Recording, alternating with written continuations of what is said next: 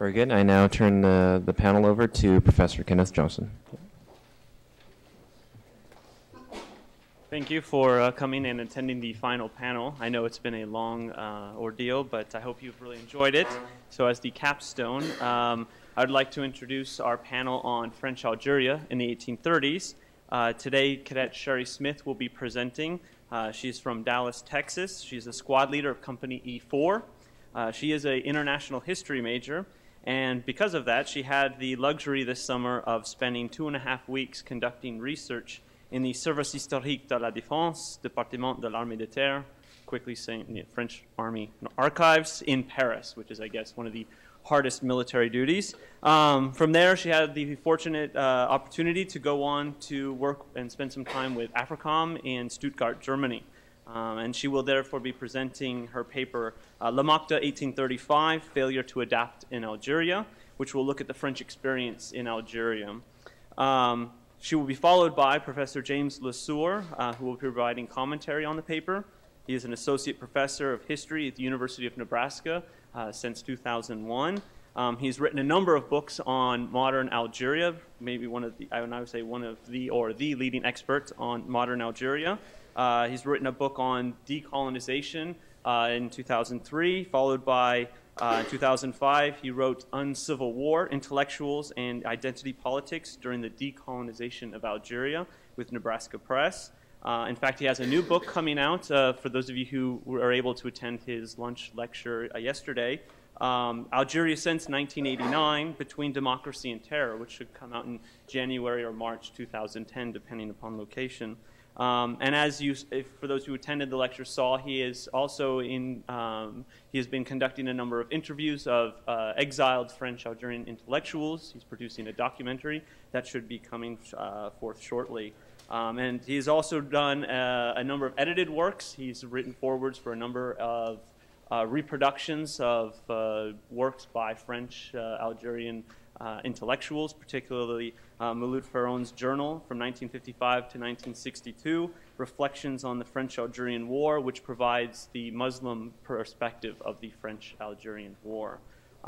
He will be followed then by questions from Cadet Thomas Richardson, who's from Warrenton, Virginia. He's the academic NCO of Company D2. He's also an international history major, and he's currently taking the history of irregular warfare with Major Mahara. So with no further ado, I'll turn over the lectern to Cadet Shari Smith. Thank you, Professor Johnson. Throughout history, Algeria has seen its fair share of invaders. The Berbers, who are the original inhabitants of the land and their ancestors, have witnessed the Romans, the Venetians, the Byzantine Empire, the Germanic Vandals, and eventually the Ottomans in 642, all invade and occupy their land. Now, the Ottomans weren't the last to invade and occupy their land. The French, in 1830, stormed Algeria by force using Napoleon's contingency plan. They removed the Ottoman government from power and began to start colonization there. Now, at that time, when they had conquered Algeria, there was a population of over 3 million Muslims living there.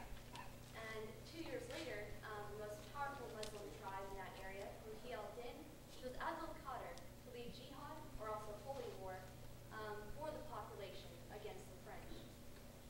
Now at that time, Abdul Qadir was chosen as an emir, basically the prince or the ruler of that area, and with the loyalty throughout the tribes throughout the country, he began a rebellion against the French. Abdul Qadir was determined to make Algeria a territorial Muslim state. And in 1835, after a year-long truce between the French and Abdul Qadir was broken, fighting renewed between the two sides. And that year, the French suffered a surprising and demoralizing defeat at Le Makta. But why? Why were the French, a powerful army in Europe, united with strong artillery, modern warfare advantages, defeated by Abdul Qadir's Muslim force at La Makta in 1835. The French were defeated due to 3 reasons. They failed to respond appropriately to the enemy's guerrilla tactics. They were unsuccessful in understanding the tactical movements of Abdul Qadir's forces, and were unable to adequately prepare themselves for the terrain and the climate, leaving themselves exposed to an undersized enemy with a powerful cause. So this gives you a kind of a better idea of where actually the fighting is taking place. This kind of Lamacta right here where the star is. And this is within the province of Oran.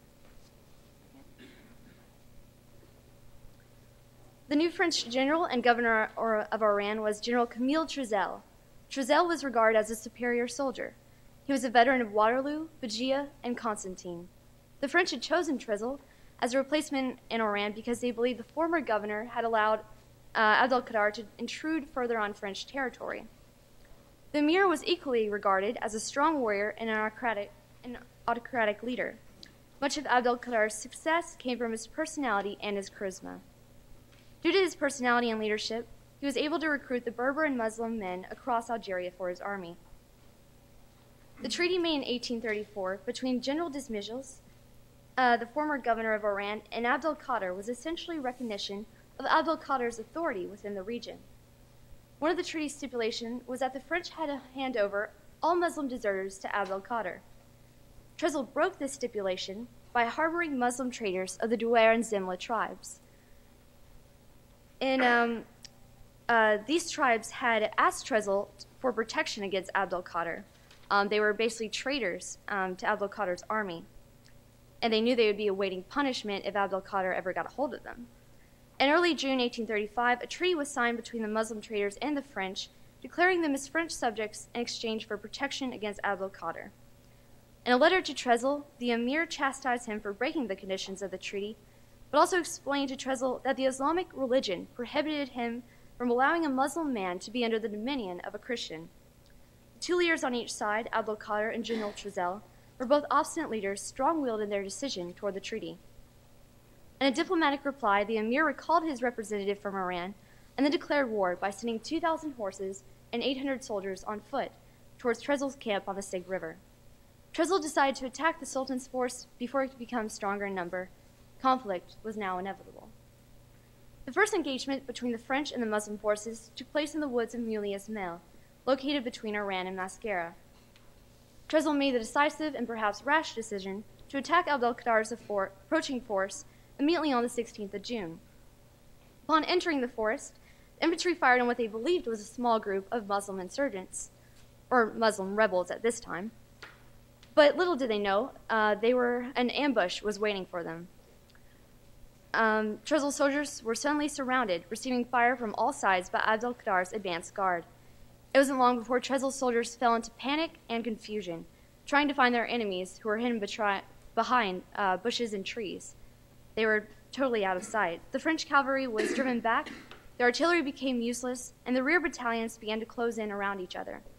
After a long struggle, the guerrilla forces retreated from the woods, leaving the French with 52 dead and 180 wounded. At the end of the battle, the French were low on provisions, and a number of casualties were in need of transport, with some needing urgent medical attention. Now, analyzing this battle, we can see several problems to begin with. General Trezel had failed to prepare his soldiers for both the terrain and the heat of Algeria. The French soldiers would be traveling long distances on foot through a roadless desert, chasing a mounted opponent. These soldiers were physically exhausted before ever coming into contact with their enemy. The French had traveled about 20 miles southwards before coming into contact with Abdelkader's forces in the woods of Mulias Mel. Another factor was the climate. The land and climate of Algeria is a desert wilderness, not to mention that these soldiers were marching in the summer month of June. Furthermore, the Sahara and Atlas Mountains propose a formidable barrier to the French army. So French soldiers faced three challenges when they entered into Algeria. They had to adapt to traveling long distances on foot. They needed to be prepared to fight for both mountain and desert warfare, and they also had to adjust their bodies to the desert heat. But the French were unprepared to meet these challenges. They arrived in Algeria wearing their dark blue crimson uniforms, which were impractical for the climate of Algeria, as you can see. It'd pretty much be the equivalent of wearing cadet full dress into combat, which we know is extremely uncomfortable to begin with. So, not a good idea. The second problem was that the regiment carried too much equipment for